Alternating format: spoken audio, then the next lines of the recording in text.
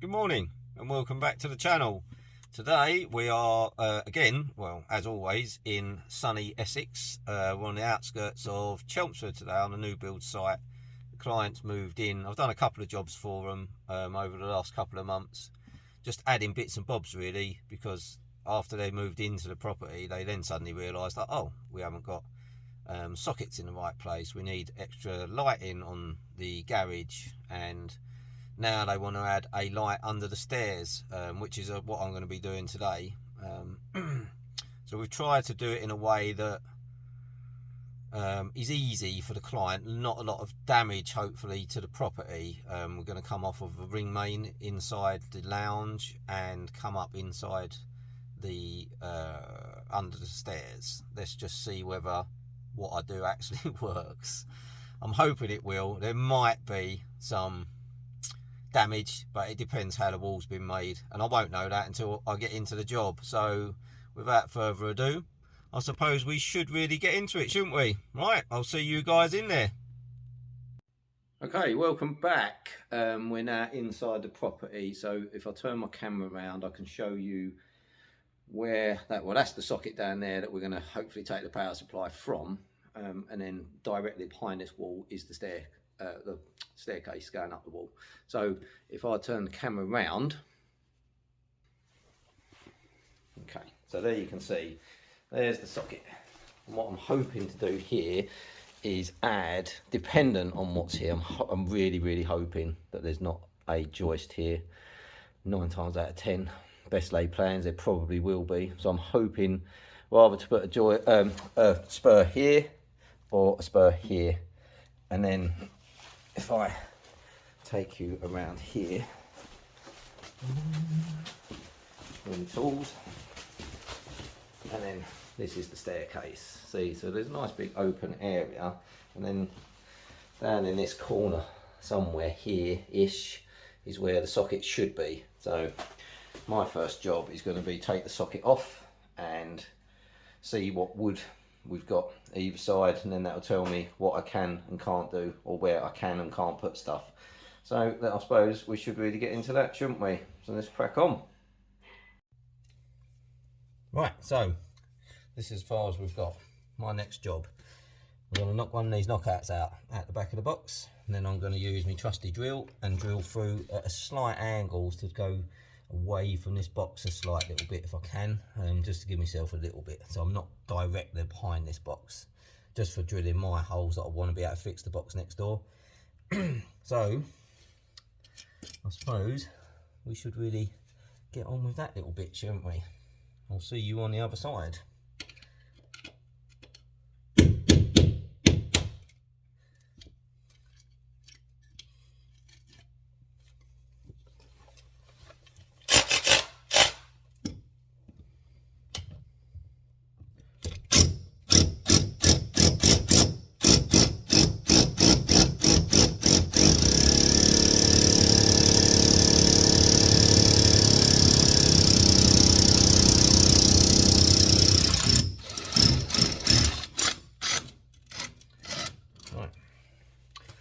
Let's go and see what that looks like, shall we? And there, as you can see, that's come out pretty good, I think. So if I look up, it's pretty much, not necessarily centre, but it's in a good position anyway. So I can now come back in here, mark my box out that I want to cut out, cut the box out with a plasterboard, then see whether I can get up the wall and fish the cable. That will be the biggest hurdle on this job. So let's get into that, shall we?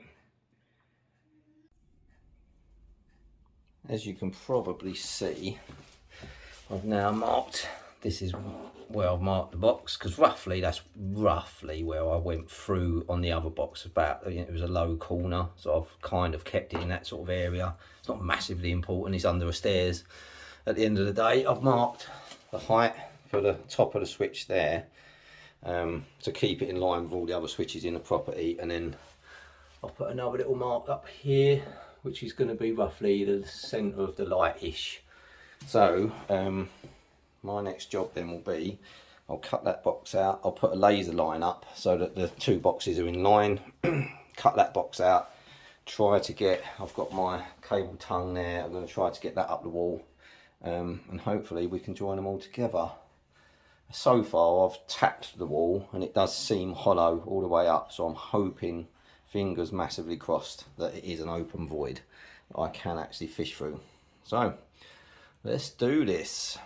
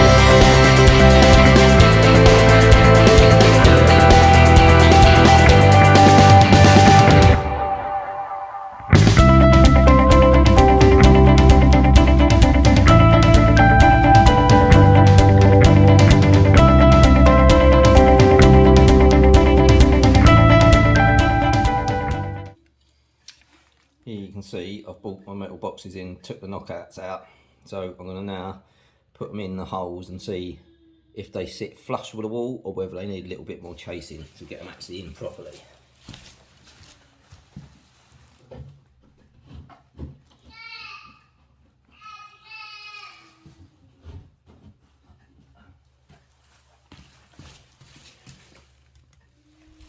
And as you can see, this one sits a little bit proud of the wall, and that one is pretty much flush. I'm still going to knock a little bit out of the wall just to give it that extra couple of mil in the wall.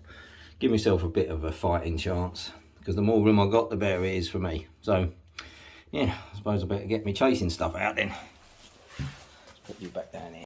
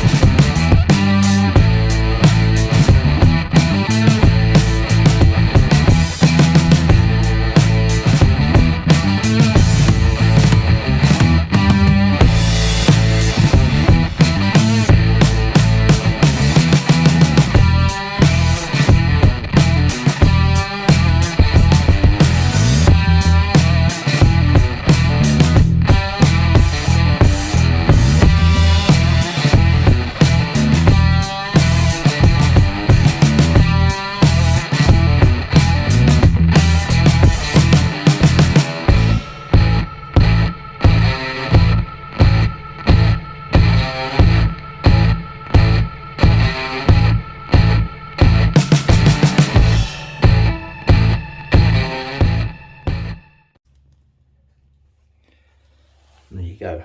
As you can now see, it's all nicely buried in the wall, everywhere I want it to be. So next up is trying to see if we can get this bad boy up the wall in the void.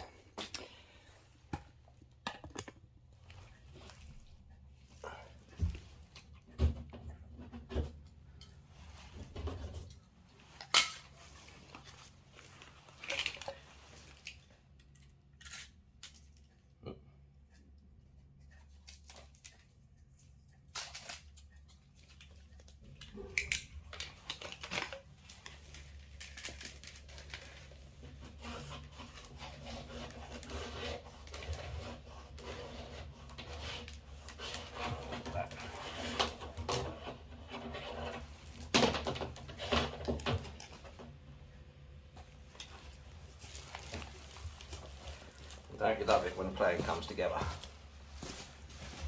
Right, so now we've managed to get this down the wall, we attach the cable to it and pull that between the boxes, and then half the battle is won, hopefully. We've obviously still got to try and get up this part. What I'm going to do up the top is drill a small hole. It will be the back of the light fitting, and try to come from the highest level down, because the hole at the top will be smaller than the hole at the bottom, so it's easier to go small hole to big hole kind of thing. Let's pull that down.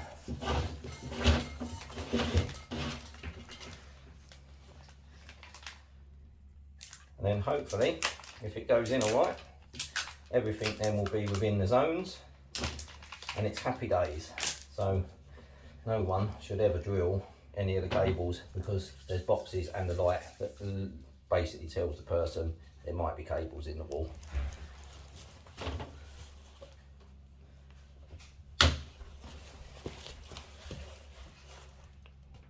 So what I'm going to do is, when I drill my hole, instead of doing it straight, I'm going to angle it down so it gives me a little bit of a, cable's going to want to go down the wall, hopefully. That's the idea anyway, so let's try that. I've got to be roughly centre of that switch.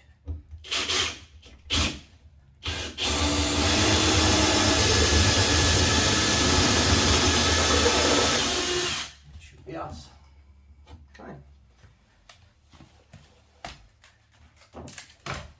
Back to the trusty cable tongue. Let's see if we can go down the wall.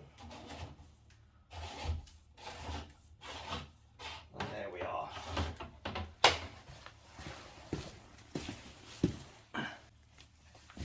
Okay, so the same process again.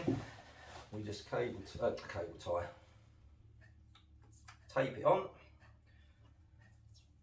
put it up the wall. I don't know how well you could see the top of this, because obviously I'm very limited to space and where I can put the camera. I'll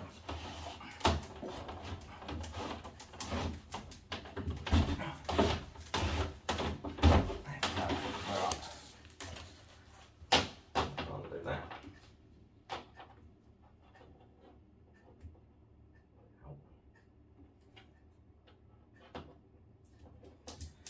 Take that. Go.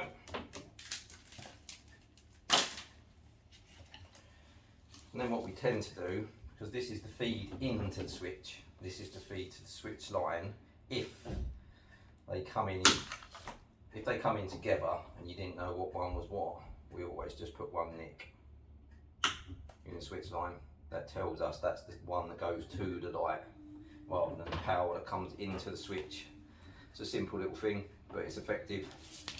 And it's worked for us electricians for years, so that's why we all do it. Okay, let me show you. As you can see, I actually angled my hole downwards, so it was already facing towards the switch that I wanted to go to. Instead of doing it, if I went in straight, as you can probably, I don't know if you'll be able to see in there or not, there's hardly any room between the plasterboard and the wall. If I'd have gone in straight 90 degrees, then the cable's got to go in, bend 90 degrees to go down the wall. Whereas this way, it's just an easy straight down. See? So there's always method to our madness. Might not seem like it, but until it gets explained, but there is always method there. The next on my list is to put the boxes in the wall now. This can be a bit of a challenge, especially when you've got cables that go 2 separate holes in a box, like you've got no room for them to go, but all we can do is try. So let's get that in there and that in there. Let's see how we go.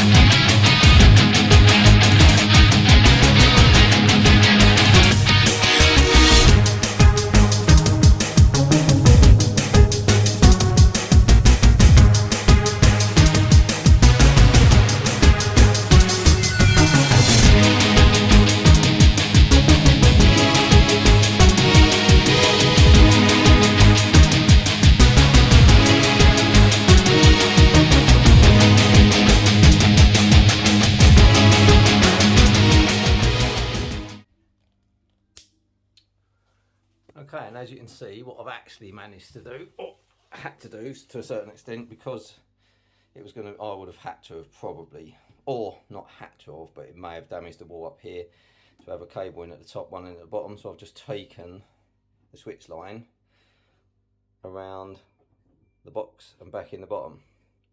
So it actually makes it more poignant that I'll mark the cable, because now I know, because they both come in the same hole, what one actually goes up to the light. See? All makes sense? Well, does to me anyway. Welcome back. Can you join me when I've now second fixed the light? I didn't bother to film that because it's literally just a live neutral and an earth. And I'm just about, and obviously as you can see I've fixed the boxes and I'm just about to second fix the switch and the spur at the bottom. So yeah, if you bear with me, I'll show you what I'm doing as I'm doing that.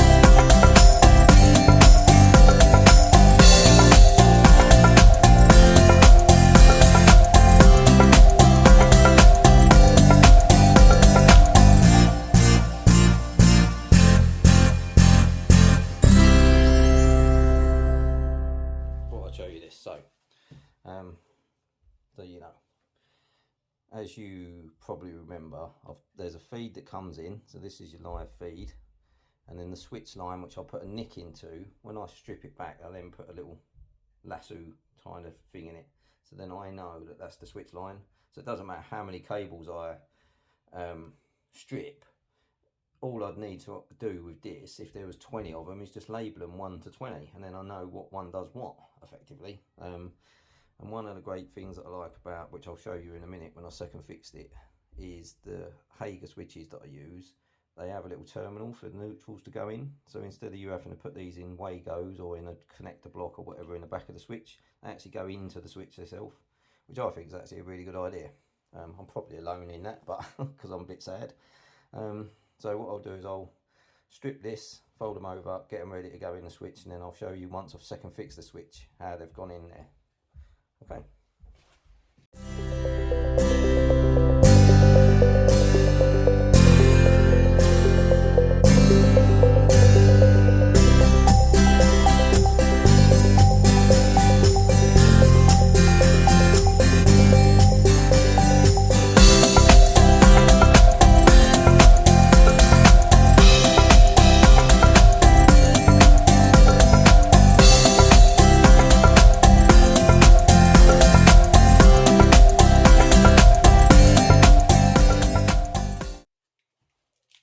Okay, so here you go, and as you can see, you've got a nice little neutral connector there to put your neutrals in, and if if you haven't seen any of the other videos where I've explained the lighting, when you've got a live permanent feed, which the one coming from the spur is a live permanent feed, so it's always live. As long as that switch spur is turned on, it's always live. So we always try to put it, if we can, into the common, and we put it in there because that should be, because it's an unswitched live, it is common throughout the circuit, so it should always be live, and it's not switched in anyway. And then we just put the switched live. You can put it in either L1 or L2, so you've got L1 and L2. L1 normally means that when you turn the switch back up, and you can see it's got the brand Hager on there, it will be switched off in that position and switched on in that position. If I put it into L2, it would actually be off in this position and on in that position, so it'd be upside down. And that's the only difference that there is between L1 and L2, really. That's why we normally say put it into L1, because most switches are made, if it's a two-way switch, most switches are made that it will be off in the off position, and that's what a lot of people get muddled up with. They'll put it in the wrong one, and then it'll be the switches are upside down. But it's a simple little thing. Yeah, I'll stick that on, and then we'll do the spur.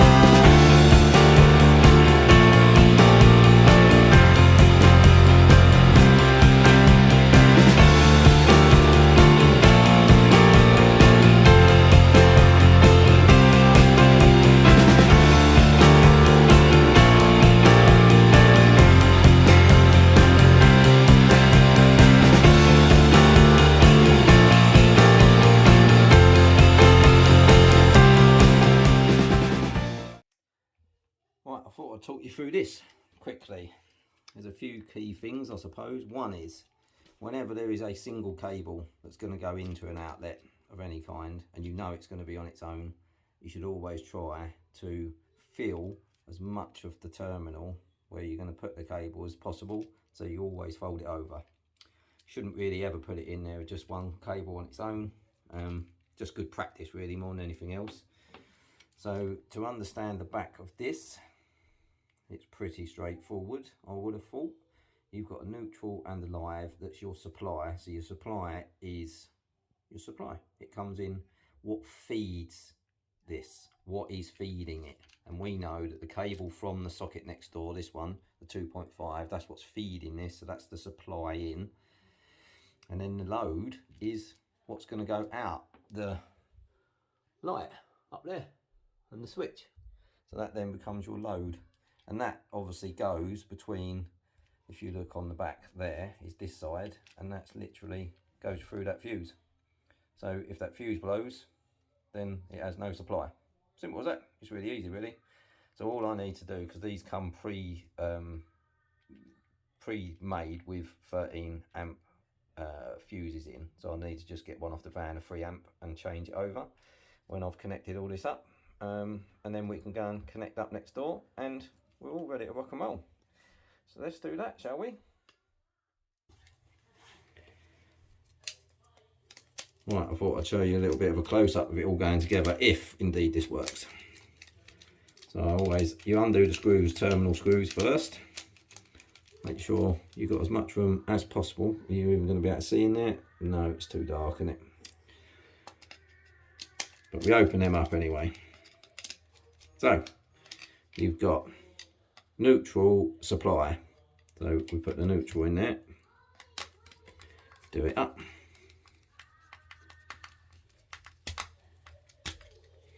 And then live supply, that goes in there.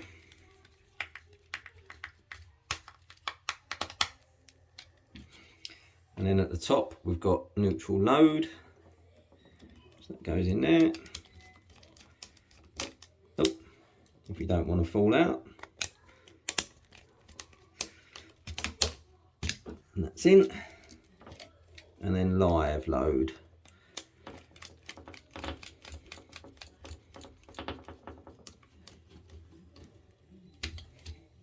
And then we do have two earth terminals. Doesn't really matter if you put these in together or whether you put them in separately or whatever you do. I will normally put them in together just because it helps to, like I was saying before, it helps to fill the terminal up a little bit more. But it's completely up to yourselves. It's a make your own mind up really, whether you want to do that or not. And then, I don't know if you're going to, what you don't want to see is tons of copper sticking out of these. What I see all the time is where someone's put the cable in and the insulation ends like an inch before the terminal. So if you ever took the accessory off, you could literally touch live cables. It's, don't know why people do it, but I see it all the time. And then we put the screws in.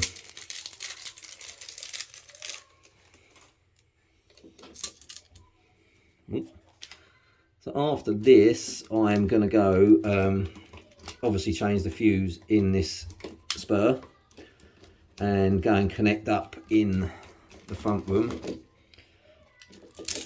Not a real point, I suppose, in showing you how I put it into a socket, because it's literally just putting a live neutral and earth into the back of a socket. It's easy. And then we can come in, well, there you go. I've obviously got to do a bit of testing in there to make sure everything's okay, and then I can turn it on and we can make sure it actually works. And obviously it's straight. Always helps, doesn't it? Making sure it's straight. Right. So yeah, I'm going to go and connect up the bits in the front room, change this fuse over. Oh, and actually that I can show you, that just pops out. There you go. Push that through, and as you see, comes with a 13 amp fuse, but I'll change that for free. Yeah, so I'll go and do that now, and then I'll come back to you when hopefully we're all switched on. Everything's working all right. So I'll see you guys soon. Welcome back, guys, and as you can see, we're all finished. And even if I do say so myself, I think it looks pretty good. And there you go. Look, if I turn it off, light goes off. Simple as that. And if I get in nice and close, you can see that no damage. So in reality, when I walk away from the job, it's almost like I've never even been here, which is what we all aim for really, so that you get a job that's finished but it looks like it was not an add-on, it was done when the house was built. Don't always work out that way, but when it does, it's pretty good. Okay, I'm going to leave you guys. As always, if you like what you saw, please like and subscribe. And also, if you've got anything that you want to see, by all means, put it in the comments. And if it's something that I would do, or if I've got a job coming up that will involve that particular thing, then I'll try and do a video for you. Okay then, fellas. I'm going to love you and leave you. I'll see you on the next one.